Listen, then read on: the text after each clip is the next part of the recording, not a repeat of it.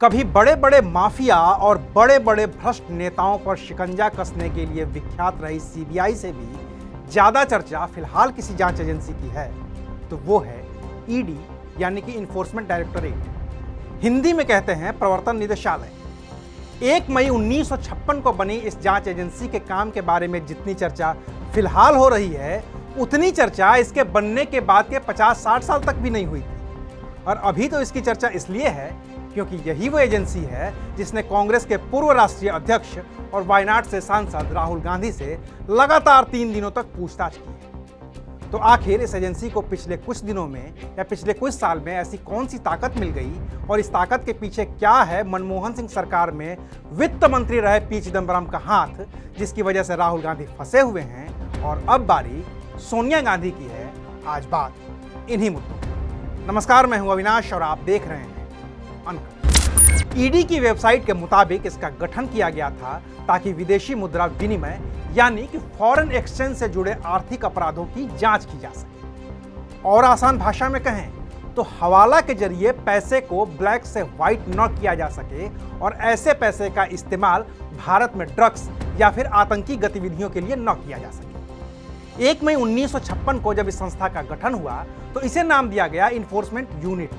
1957 में इसका नाम बदलकर कर दिया गया इन्फोर्समेंट डायरेक्टोरेट, लेकिन इसको सबसे बड़ी ताकत मिली साल 2000 में जब अटल बिहारी वाजपेयी के प्रधानमंत्री रहते हुए एक नया कानून आया, फेमा यानी कि फॉरेन एक्सचेंज मैनेजमेंट एक्ट 1999।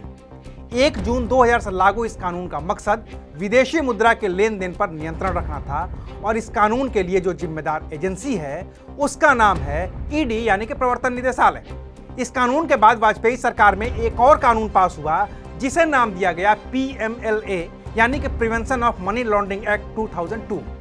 इसका मकसद मनी लॉन्ड्रिंग यानी कि ब्लैक मनी को व्हाइट मनी में बदले जाने पर नियंत्रण रखना था, ऐसी कमाई से खरीदी गई जमीन को जब्त करना था और काले धन से जुड़े तमाम दूसरे मामलों की जांच करना था। कुल मिलाकर एक लाइन में कहें तो 2 नंबर से कमाए गए पैसे को 1 नंबर में बदलने वालों के खिलाफ इस कानून को काम करना था।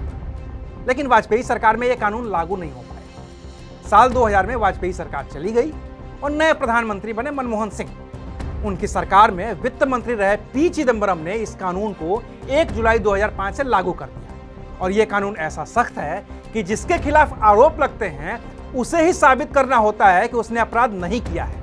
अपने खिलाफ लगे आरोपों को गलत करार देने के लिए आरोपी को ही सबूत जुटाने होते हैं।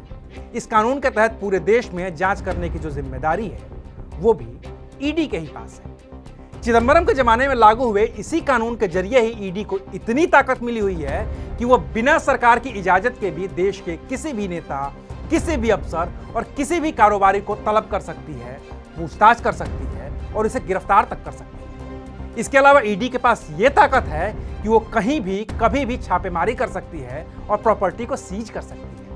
इस मामले में दोषी व्यक्ति को 3 साल से लेकर 7 साल तक की सजा हो सकती है और अगर काले धन का इस्तेमाल ड्रग्स जैसी चीजों के लिए किया गया है तो इस मामले में सजा 7 साल से बढ़कर 10 साल तक की भी हो सकती है। इसमें सजा के लिए अलग से पीएमएलए कोर्ट का भी निर्धारण किया गया है जिसके आदेश को हाई कोर्ट और वहां के बाद सुप्रीम कोर्ट में चुनौती दी जा सकती है। और कांग्रेस के नेता राहुल गांधी के खिलाफ ईडी की जो जांच चल रही है वो पैसे के हेर फेर को लेकर ही चल रही है और मामले की जांच prevention of money laundering act 2002 के तहत ही हो रही है। इस मामले में ईडी ने स्वतः संज्ञान लेते हुए साल 2014 में केस दर्ज किया था और इसकी जांच शुरू कर दी थी। अगर पी चिदंबरम ने पीएमएलए कानून के जरिए ईडी को इतनी ताकत नहीं दी होती तो शायद ईडी कभी राहुल गांधी से पूछताछ कर ही नहीं पाती। राहुल गांधी के बहनोई और प्रियंका गांधी वाड्रा के पति रॉबर्ट वाड्रा से भी ईडी ने अपनी इन्हीं ताकतों का इस्तेमाल करके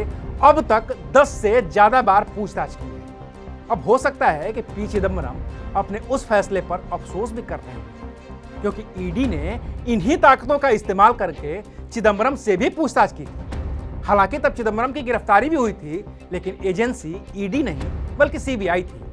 वहीं कांग्रेस के बड़े नेताओं में शुमार डीके शिवकुमार को तो ईडी गिरफ्तार भी कर चुकी है।